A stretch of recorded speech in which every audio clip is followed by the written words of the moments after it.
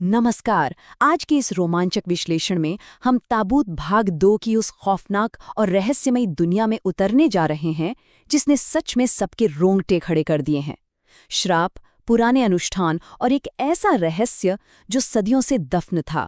आज हम इन सभी कड़ियों को जोड़ेंगे, इस पूरी कहानी के सबसे डरावने पलों को गहराई से समझेंगे। तो चलिए बिना किसी देरी के इस रहस्यमयी सफर की शुरुआत करते हैं। बम बम बश। जरा सोचिए, रात का गहराता अंधेरा हो, चारों तरफ खामोशी हो और अचानक से आपको ये भारी खौफनाक आवाज सुनाई देने लगे। ये कोई आम खतरे की दस्तक नहीं है, बल्कि सीधे सीधे मौत की आहट है। आइए देखते हैं कि इस खौफ को रोकने के लिए गांव वाले आखिर क्या कदम उठाते हैं। भाग 1, तांत्रिक का अनुष्ठान, खौफनाक उपाय। शाम होते होते गांव के चौक पर मुखिया, ठकुराइन और गांव के कई लोग इकट्ठा हो चुके थे। सबको बड़े तांत्रिक महाराज का इंतजार था। लोग घबरा रहे थे। पुजारी जी अभी तक तांत्रिक महाराज को लेकर नहीं आए। तभी पुजारी एक छोटे तांत्रिक को लेकर वहां पहुंचता है। पूछने पर पता चलता है कि बड़े तांत्रिक महाराज ध्यान में बैठे हैं और सुबह से पहले नहीं उठ सकते, इसलिए छोटे तांत्रिक को उनकी जगह आना पड़ा। कुछ ही देर में चौक के बीचों बीच अग्निकुंड, इंसान का कपाल, नर हड्डियों और हवा को शुद्ध करने वाली 4 अगरबत्तियों के साथ ये भयानक अनुष्ठान शुरू हो जाता है। तांत्रिक सबको चेतावनी देता है कि आप सभी अपने अपने घरों में लौट जाएं। भाग 2, निशिर-मोलो का रहस्य, एक पुराना खौफ। अब अनुष्ठान शुरू होने से ठीक पहले क्या हुआ था, ये जानना भी बहुत जरूरी है। इशिता, मेघना और अनुज ने राजमहल में एक ऐसा मंजर देखा था जिसने उनके होश उड़ा दिए थे। काले लबादे में एक अजीब सा शख्स, जिसके हाथ में एक खौफनाक सा गुड्डा था, उनके पीछे पड़ गया। अपनी जान बचाने के लिए उन्हें सीधा खिड़की से बाहर कूदना पड़ा। जाहिर है, इस घटना के बाद मेघना और इशिता पहले से ही गहरी दहशत में थीं। और अब आते हैं उस मुख्य खतरे पर जिससे पूरा गांव कांपता है, निशिर-मोलो। आखिर ये है क्या? ये कत्थई रंग का लबादा पहने 4 खौफनाक आकृतियां हैं जो अपने कंधों पर एक ताबूत उठाए रात के अंधेरे में घूमती हैं। इनकी लाल आंखें अंधेरे में चमकती हैं और कोई भी इन्हें देख ले तो ये उसे अपने साथ ले जाते हैं। ये इतना बड़ा खतरा है कि संपत और कप्ता को ये पहले ही अपना शिकार बना चुके हैं। भाग 3, मृत्युंजय अमृत, एक जादुई रहस्य। अब सवाल ये उठता है कि बाहर से आए ये लोग इस खतरनाक गांव में आखिर कर क्या रहे हैं। इसकी वजह है 400 साल पुराना एक रहस्य। बात सन 1600 की है, जब राज्य में एक भयानक महामारी फैली थी।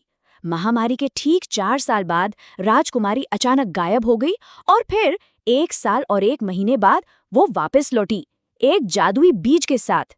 आज वही बीज एक विशाल बरगद का पेड़ बन चुका है जिससे चमत्कारी मृत्युंजय अमृत निकलता है। मेघना और इशिता दरअसल इसी की तलाश में यहाँ आई हैं।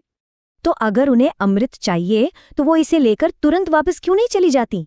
असल में एक बहुत बड़ी दिक्कत है। ये मृत्युंजय अमृत उस बरगद के पेड़ से हर दिन नहीं टपकता। ये सिर्फ पूर्णिमासी और एकादशी की रात को ही गिरता है। इसी मजबूरी की वजह से उन्हें अपनी जान जोखिम में डालकर भी पूर्णिमासी तक इस शापित गांव में रुकना ही पड़ेगा। जरा सोचिए, कैसी विडंबना है। गांव में एक तरफ तो मौत का साया है, निशिर-मोलो, जो सिर्फ अपहरण और विनाश लाते हैं, और ठीक उसी गांव में दूसरी तरफ मौजूद है हर बीमारी का इलाज और जीवन की सबसे बड़ी उम्मीद, मृत्युंजय। ये दोनों चीजें एक साथ मौजूद हैं जो इस पूरी कहानी को बेहद रोमांचक और तनावपूर्ण बना देती हैं। भाग 4, अनुष्ठान का अंत, खौफनाक मंजर। चलिए वापस चलते हैं उसी खौफनाक रात में। हवा अचानक बहुत तेज हो गई है। इशिता और मेघना खिड़की से तांत्रिक को देख रही हैं। तभी अचानक बम बम बश, निशिर-मोलो की आवाज फिर से गांव में गूंज उठती है। सभी का दिल कांप उठता है। मुखिया डर के मारे कांपते हुए चिल्लाता है, जल्दी दरवाजे और खिड़कियां बंद करो। क्या आपको लगता है कि तांत्रिक का ये अनुष्ठान इन खौफनाक ताकतों को रोक पाएगा? चौक पर तांत्रिक लगातार मंत्र पढ़ रहा है, लेकिन तभी पुजारी को ठीक सामने से निशिर-मोलो आते दिखाई देते हैं। उनकी लाल आंखें अंधेरे में चमक रही हैं। पुजारी डर के मारे बिल्कुल जड़ हो जाता है, वो हिल भी नहीं पाता। अचानक वो ताबूत खुलता है और अगले ही पल एक दर्दनाक चीख पूरे गांव का सन्नाटा चीर देती है। घरों के अंदर छिपे लोग सिहर उठते हैं। हे भगवान, ये तो पुजारी जी की आवाज थी। निशिर-मोलो की आवाजें अब भी गूंज रही हैं। तांत्रिक लगातार अनुष्ठान कर रहा है। तभी वो चारों उसके सामने आकर रुक जाते हैं। कुछ पल के लिए सब एकदम शांत हो जाता है और फिर अचानक आह! तांत्रिक बाबा की भी भयानक चीख सुनाई देती है।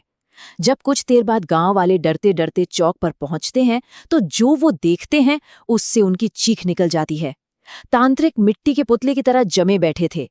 उनकी आंखें और मुंह डर के मारे पूरी तरह फटे हुए थे और अगले ही पल उनका शरीर धीरे धीरे हवा में गायब होने लगता है। निशिर-मोलो पुजारी जी को ले गए और तांत्रिक बाबा का भी अंत कर दिया। अब हमें कौन बचाएगा? भाग 5 मेघना का सपना, एक नया रहस्य। इस विनाश के बाद उधर गुफा में बड़े तांत्रिक महाराज की आंखें अचानक खुल जाती हैं। चेहरे पर गहरी चिंता लिए वो कहते हैं, निशिर-मोलो ने हमारे शिष्य का अंत कर दिया।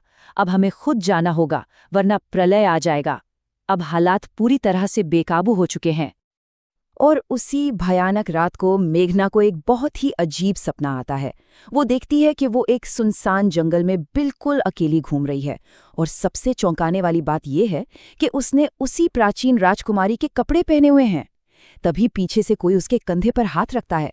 मेघना डरते हुए पीछे मुड़कर देखती है और जोर से चीखते हुए नींद से जाग जाती है। आखिर उसने उस सपने में ऐसा क्या देख लिया था? मृत्युंजय अमृत क्या है, ये तो हम सब जान चुके हैं, लेकिन निशिर-मोलो आखिर कौन है? और सबसे बड़ा सवाल, मेघना का उस 400 साल पुरानी राजकुमारी इस अमृत और निशिर-मोलो से असली संबंध क्या है? क्या इतिहास खुद को दोहरा रहा है? इन सभी सवालों के जवाब जानने के लिए कहानी के अगले भाग का इंतजार कीजिए। और हाँ, अगर आपको ये हॉरर स्टोरी और हमारा ये विश्लेषण पसंद आ रहा है तो हमारे चैनल को सब्सक्राइब करें, इसे लाइक करें और बेल आइकन दबाना बिल्कुल ना भूलें। आज के लिए बस इतना ही।